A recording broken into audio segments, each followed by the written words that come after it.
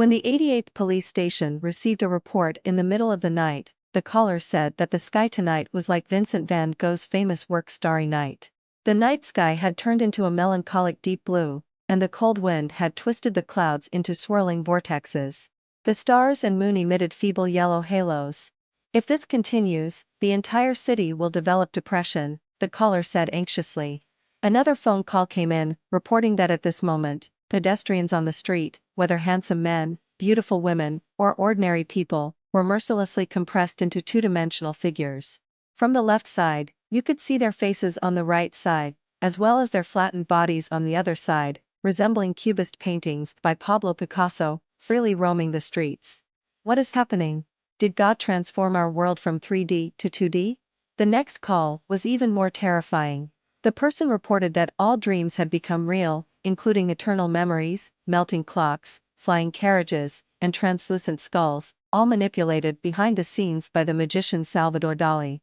They were drifting and wandering in the space where I found myself. Come and save me. I'm surrounded by surreal terrorists. Other things, like men's public toilets, suddenly turned into art galleries displaying Duchamp's urinals. Inside the National Concert Hall, where people were enjoying Beethoven's symphony, the surging musical notes suddenly transformed into a painting by Kandinsky. And the young crowd just surfing on the shore suddenly saw Hokusai's The Great Wave off Kanagawa on the coastline. The flood of incoming phone calls reminded Officer Afe of one thing: he had just received an Interpol notification that many famous paintings had been simultaneously stolen from major art museums around the world. It didn't sound like thieves, it seemed more like a collective jailbreak of the paintings. They had escaped the confines of the narrow museum spaces and eagerly arrived in the external world, their creator. They seemed to be mocking the general public's indifference towards them and taking the opportunity to frighten humans lacking imagination.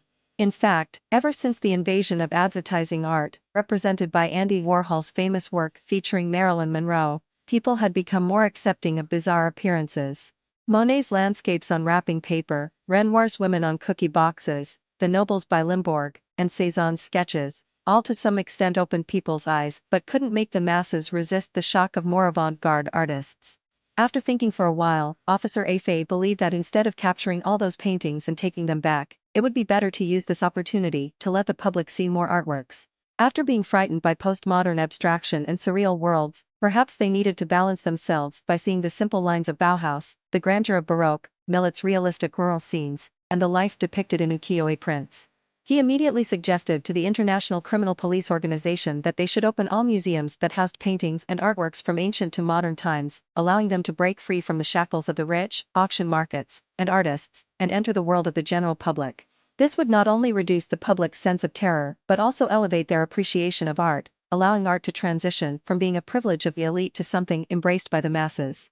The head of the Criminal Police Organization said, "We are not an educational institution, and we are not artists either. But if we can reduce the number of reported cases and make these paintings wander the streets for long enough until they start missing the museums and voluntarily return, then the mission is accomplished." Not long after, the streets and public places of the metropolis immediately saw grand parades of paintings from various art movements. It was as if the whole world was celebrating an art carnival, beginning to infect the apathetic crowd.